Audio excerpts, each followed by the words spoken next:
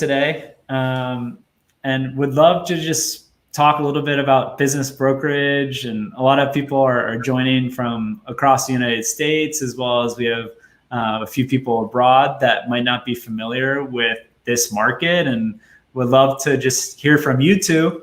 If you could give a brief intro on what is this market, what's the small business for sale marketplace, what does it mean to be a business broker, and then go through different questions about your brand and other questions that would be pertinent to someone that might want to enter in this space. Great. Thank you. I think the first question most people ask is, what is a business broker and what do we do? I don't think a lot of people know what business brokers are. I really don't. I think that they figure, oh, if I want to sell my business or get rid of my business, I have to close it. And they don't even think about the option of being able to sell it. So education on what a business broker is great. Simply put, we help business owners find buyers for their business, and we help buyers find a business. It's really that simple. Yeah, we'll value a business, we'll find the right buyer, we'll put the buyer and seller together, and we'll navigate that process for them. So we're keeping that process together for them, and we keep all of it fully confidential until the closing. So that's kind of the job of a business broker is to consult and guide buyers and sellers through the process and keeping it all confidential, which I think is probably the part that people forget the most, is they need to keep it confidential. And like, how big are these businesses? Would you be selling like a restaurant? Would you be selling a major conglomerate? What's like a general value of the businesses that you're selling? Well, we often say, well, it'll be 50,000 to 20 million. I mean, we serve a wide variety of different businesses. I would say the average for our first choice is under 10 million easily, but we'll sell very small businesses. We'll sell $50,000 or $100,000 business in our community. We're known as a Main Street business brokerage, but we definitely have offices, especially in strategic areas, that handle a lot larger transactions, almost like having a mini M&A, mergers and acquisitions division where they handle some of those larger deals. I think in Las Vegas, we're dealing with one that's close to 30 million. I don't think the price will end up being there, but it'll be close-ish, and it's a medical facilities, and it's multiple medical facilities, and we run into that quite often. So really, restaurants, dry cleaners. I imagine for those bigger transactions, you bring on additional professionals, whether it's real estate related.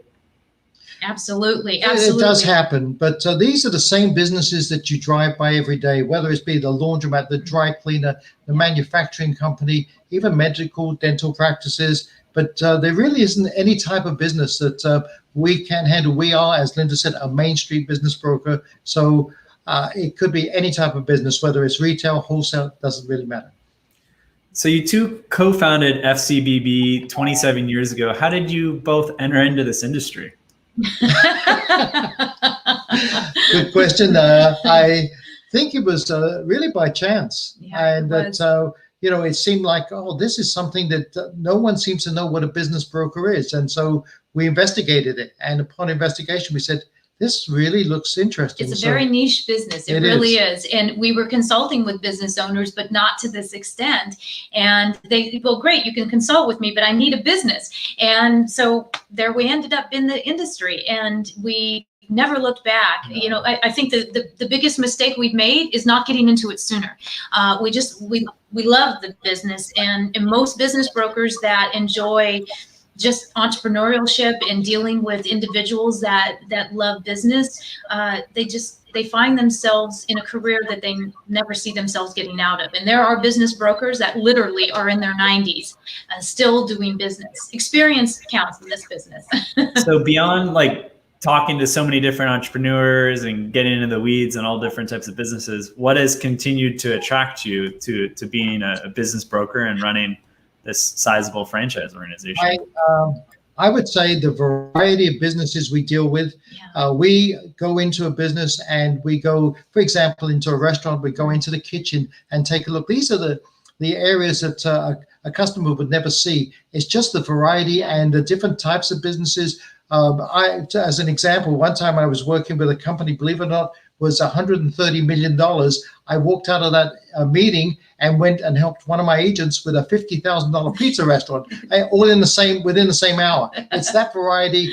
And I don't think Linda and I look at it as a job. No. Because we actually enjoy what we do. And you'll find that most successful business brokers, they really enjoy what they do. It's just interesting. Yeah. I mean, when you think about it, any business you go in, as soon as you become a business broker and you start to look at the business from a whole different aspect, when you walk into a restaurant, you think, I wonder what they have in the kitchen. What equipment do they have here? And you start to think about, where could they increase their bottom line? And it's just a different feeling. You get to see everything that runs that business instead of just the customer side. Good and bad. Yeah, good and bad. That's true. Well, yeah, I would say for us, it's kind of similar from the franchise side at Vetted Biz and Visa franchise, where we just see so many different business models, and it's never ending, and it's like a continued education. Yeah, And I imagine for you guys, you're exploring that many more different industries, because franchising is pretty.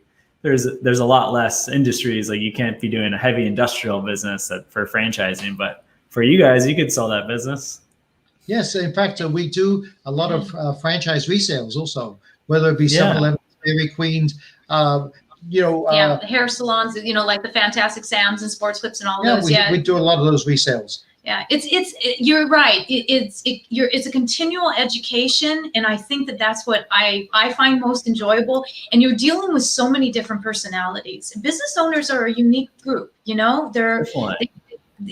They're just, for better or worse, they went into entrepreneurship. I would say the US, you're not forced to go into entrepreneurship like some emerging markets where really to just live, you got to be an entrepreneur. Where the US, there generally is a safe, relatively safe alternative, and you can get a steady salary doing something else. Yep. So definitely takes a special individual.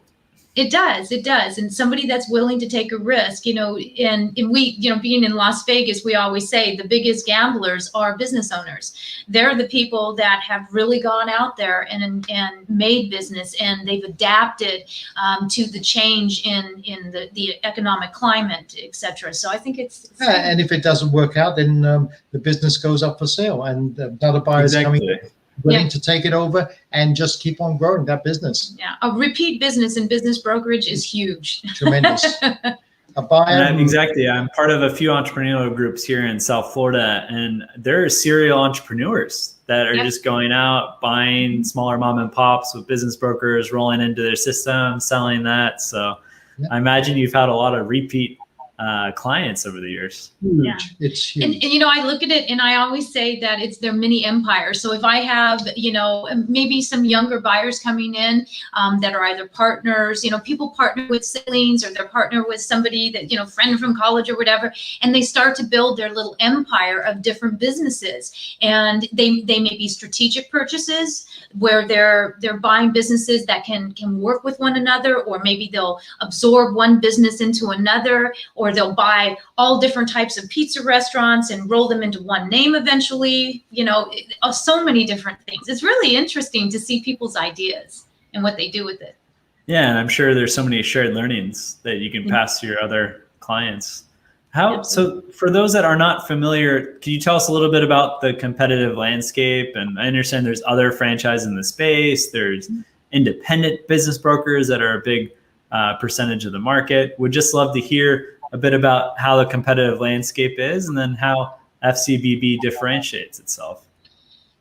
You would think that there are a lot of competitors, and especially when we start to talk about the fees that are made by business brokers, but it's kind of a secret industry still. So even though it's been around for ages, it is, as you say, Patrick, it's those one-offs, mom and pops out there, but a lot of them don't do a lot of listings. They maybe will do 3 or 4 listings in a year. They'll do those, they'll sell them, they'll make a nice living, and they aren't really where a buyer can go to see a variety of different businesses. And so that kind of sets those apart from us for sure, because they don't have the inventory. They kind of have their base of business, and that's about it. And they can make a nice living that way. Well, there are, according to, I believe, the SBA, there's 30 million small businesses in the US, and there are only 4,000 business brokers. So it's not, I don't really call it a competitive industry because we don't come across the competitors usually when we're dealing with a business owner.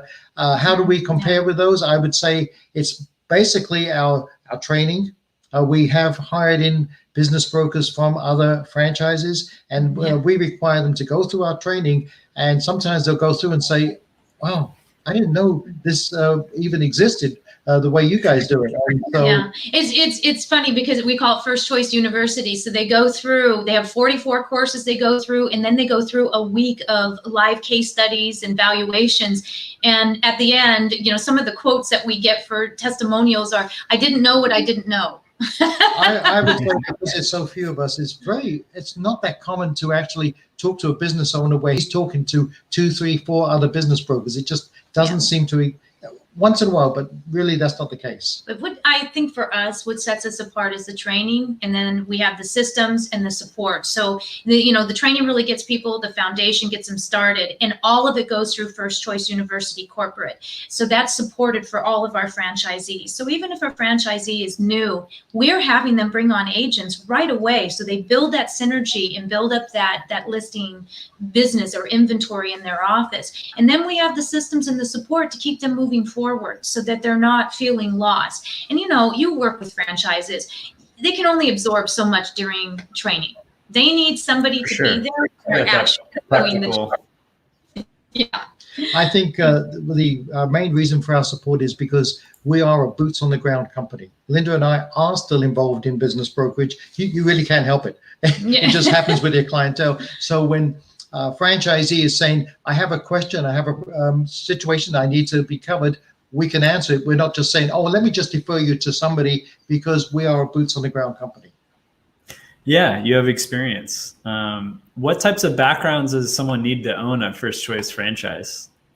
We have such a variety of backgrounds. Not sales, not necessarily sales. And it's not. And I think most people think it is sales, and it isn't necessarily. Great. If somebody has great sales skills, that's great. But it's really more about their follow-up, their ability to navigate, consult with people, to maybe professionally push them along through a process. And that's, again, business brokerage is not an event, right? It's a process. When you sell a business, it's a process. I think that it's incredible for most people getting into business brokerage because all of their background, no matter what they've done in their life, they can apply it to business brokerage. Just to give you an example, some of the franchisees that we have, CPAs, attorneys, geologists, we have an airline pilot. We had a DEA. Just about any type of background you can imagine. Who's, I would say, a people person, and but not necessarily hardcore salespeople. They usually are not. Well, you probably have to big fair degree of empathy. Someone's selling a business that maybe they founded and they've worked 60, 70 hours in for years. So. Mm-hmm. We always say we're in a life-changing event, so it's got to be someone, as you say, has that empathy there.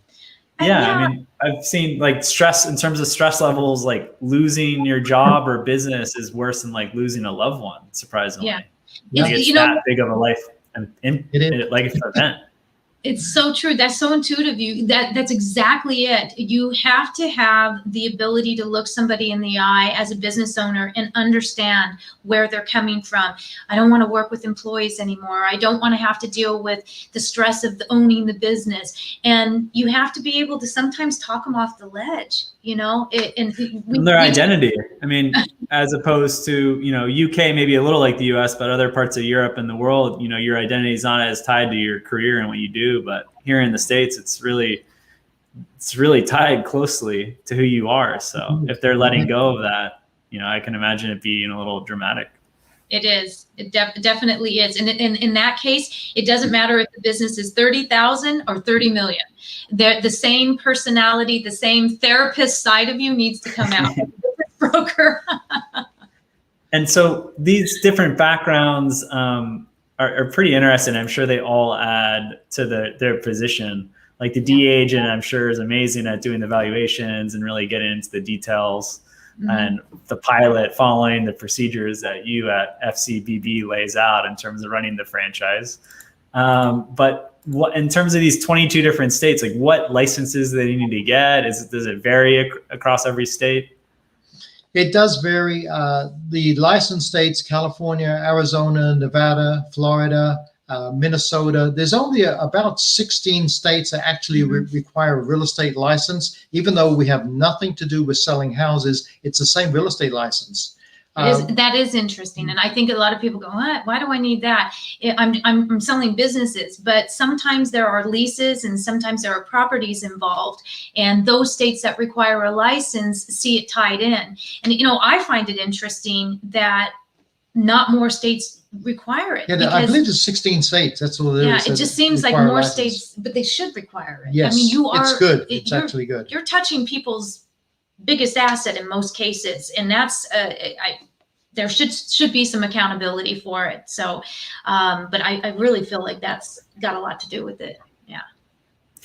And how do the franchisees manage the day-to-day operations? Well, in terms of what's a typical day look like for a FCBB franchisee? So he or she would be working with agents in their office, so answering questions, working mentorship, that kind of a thing, working obviously on some of the marketing, no matter what type of marketing that they deal with. They communicate a lot with franchise support on the advertising and the listing packages that are put together for the businesses that are used with buyers. And of course, they're working with buyers and sellers quite often themselves.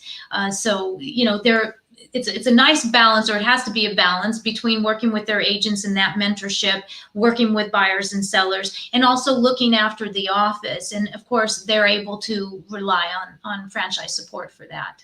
I think one of the nicest things about business brokerage is it's basically a Monday through Friday, 9 to 5 type of career. Most of our work is done during regular business hours. So our offices are not open on evenings or weekends or holidays. We don't drive in anybody around. It's professional, and most of the work, I'd say 90%, maybe 95%, is done during regular 9 to 5, Monday through Friday. So our franchisees and their agents have a life. Yeah. That's good. A lot different than like a restaurant or a hair salon, where you're definitely gonna have to be working every Saturday or at least a few weekends a month. It's interesting because you're saying that when we're talking about business owners and their hours. We have some of our best business brokers have been former clients where we sold their business for them and they've become business brokers. That's interesting. They don't want to lose that connection to business, but they don't want to own their own business. And we have had one agent that I'll never forget it. He said, "Why would I ever want to own my own business after I've gone through this process of owning it and all that stress, when I can be a business broker and own a little bit of all the businesses I have listed?" It's kind of a profound statement. Yeah, it's true. And I think, depending on the personality and where you are in your career, there's pros and cons to both. Exactly. That was his personal feeling. I think he felt a lot of stress from the business, where other people, like you say, they get their identity from their business. So, yeah. Oh, for sure. And how do business brokers get paid, these agents that are part of a franchise, as well as how does the franchisee get paid? Well, we get a percentage of the purchase price.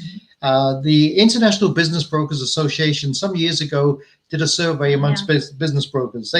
They found that the average business broker charged between 10 and 20% of the purchase price. And first choice usually averages about 12.5 to 15% of the purchase price. The survey also found that 98% of all business brokers charged a minimum fee somewhere between $10,000 and $20,000. So minimum fee or the percentage, whichever was higher. First choice on the average charges about $15,000, minimum fee or the percentage, whichever is higher. And that's how the franchisee receives their fees. And if they have agents, and they would split that money 50-50, usually with an agent who they brought on, commission-only agents. Interesting. Okay, so these are mostly 1099. They're contractors. Mm-hmm. They're all 1099 independents. Okay. Yes. Yeah. And so, how much does it cost? What's like a general investment range if you want to open up a first choice business brokerage?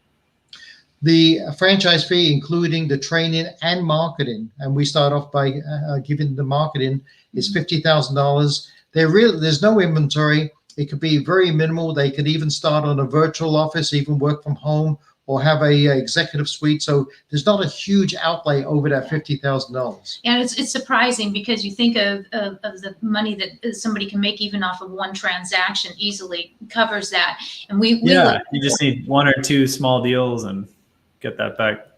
Yeah. What regions and areas of the country do you want to open up? And well, we'd really like to get more onto the West Coast, but we have quite a concentration on the East Coast right now, but we'd like to get more in Florida. That's for sure. We know that's a huge market. Yeah. It's a hot state. Yes, it is. Atlanta, Georgia. Atlanta, Georgia would be good. We're looking to try to get a franchisee. Washington State. Yeah. Yes. So really, the whole country, and even we're looking right now to possibly expand into Canada, but right now we really would like the southern states. We're open to all the different areas. Yeah, and international is cool. There's an opportunity there because business brokerage landscape isn't that dissimilar from this country to another. Well, I imagine you probably know this much more than me, but outside of Europe, the US, a lot of when they're buying a business, it could be a company selling for 50 mil and the books are not good at all and taxes aren't paid. So I imagine outside the US and Canada, it's a pretty tough transaction. Hopefully some of these governments though can implement more transparency and everything. So that would be a boom for your market. Yeah. We would be interested in having something like a brokerage in Germany. We've looked at Germany and also the UK, so that is available, not as just an independent franchisee, but probably as an area developer. But those would be those markets are ripe for business brokerage. They are, because it used to be you had the succession plan that would happen, right? It would go from the parents to the children to the grandchildren. You're just not seeing that anymore. There is such a lack of succession. So those business owners need to sell. It's different today than it has been in the past. It really is. So millennials don't want to roll up their sleeves and work? Not the same way that not they in used the restaurants. to. Not in the restaurant, the automotive shop or the dry cleaner. I want to do tech. Yeah, it's just a different landscape now with that, and the lack of succession has really opened up business for us in a different way. I could see that being a really big market for you, because I've seen it where we've had a lot of Canadian and German clients. They sell the business. They don't want to stay in Germany or Canada. They want to come to the US. They want to go to California, Florida, enjoy the nice weather. So I could definitely see a booming market where maybe we could package that together, where we can help them find the E2 Visa franchise and you help them sell the business. There you go. Sounds yeah. good. I mean, it truly, that's it. And, when they're selling, some people will sell a big business, something that has a lot of responsibility. And then they want to go into something that they've always wanted to do, like a little coffee shop, ice cream shop, or something like that. I can't tell you how many times that's happened. They're not ready for the rocking chair. They just don't want the big responsibility. Yeah, no, it's well said. And curious to hear how your brokers have done during COVID as the markets really slowed down. How'd they do last year? How have they been doing in 2021?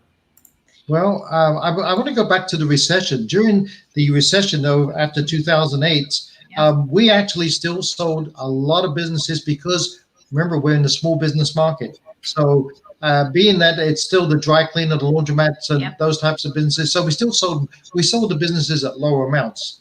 During COVID, actually 2019 in business brokerage was unreal. Absolutely, it was not even, there's not words to describe. Yes, 2020, believe it or not, pretty close. Where we're still selling businesses, and I think we took. Okay. I think life goes on. Yeah, exactly. We did a little hit in the beginning, like, okay, what's going to happen? What's going to happen out there? And everybody's kind of sitting back and nervous. But as soon as adjustments started to take place and people were evolving with what was going on, they they did really well. So some business owners kind of, closed the doors and sat back to see what was going to happen, and others evolved. They made the transition necessary. And they That's not well only said. I think the franchises that we work with that adapted fast and made quick decisions have really done well over this crisis. And even for us, being able to do, big consulting projects over Zoom rather than meeting in person can really save a lot of time and money, and just things can happen a lot faster with that. They can, and you're not, you still can see each other. It's not exactly the same as being with the person, shaking their hand, and Sure. we're huggers in our office, so we're hugging clients. It's just, to me, we lost a little bit of that, but we were able to make that up in different ways. And you're right. It does save. It saves on some of the expenses, and it saves on time. We do Zoom meetings between our buyers and sellers as our initial consultation after they've gone through the steps. We pre-record meetings that we have with sellers to just describe their business to a buyer. So we've done some things. We've evolved with it, and not that we didn't do that previously, but we do it more now than we've ever done. I think there were sellers who came through the recession and worked in COVID and said, okay, you know what? I've made my money. I'm done. I'm ready to move on. And we have buyers who are saying, I'm looking for deals. I'm looking for deals. And so we put them together. And so for us, COVID has not really significantly impacted business brokerage. That's probably a big advantage, though, of having such a big market with, you have 700 plus listings, where if you were an independent shop, you can't really play matchmaker as well. You just don't have the buyers or the sellers to do that.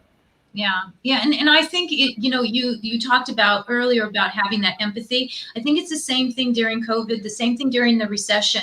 People were feeling like, I'm going to wait until I can get more money out of my business. This time, those that went through the recession and now we're going through COVID, I don't have the stomach to do it again. I don't want to do it. I don't care if I have to take a little bit less. I'm not going to do it. I had 2 sign companies that were listed in our office. One of them decided to close their door. The other one adapted and went after business because they knew people were going to need the little signs that said 6 feet apart and all of that. And they went up about 22, 23% in business, while the other one took a nosedive, of course. So it depends on the personality of the entrepreneur, just the same way it does of the business broker. How did they take it? Were they willing to adapt, make phone calls, get involved with people, or did they just want to sit back and see what was going to happen? It's well said. And I guess to conclude our discussion, how do you see the business brokerage market evolving over the coming years, this century? There is so much business out there to be had right now. It's unbelievable. Business brokerage is really where I would say real estate was, maybe in the 70s, where, you'd heard about some of these franchises. But really, today it's just growing and growing. And I believe that because we're educating more people that what a business broker actually does, it's really helping. So for people entering into business brokerage, especially with First Choice, they've got one heck of an opportunity to take advantage of this. Yeah, baby boomers, lots going on out there. And we're still seeing businesses opening. I mean, Small Business Administration is still reporting record highs of people opening businesses. Yeah, it's 5.5% loan, 15% down, 20% down. You can do a lot with that. Yeah, you really, really can.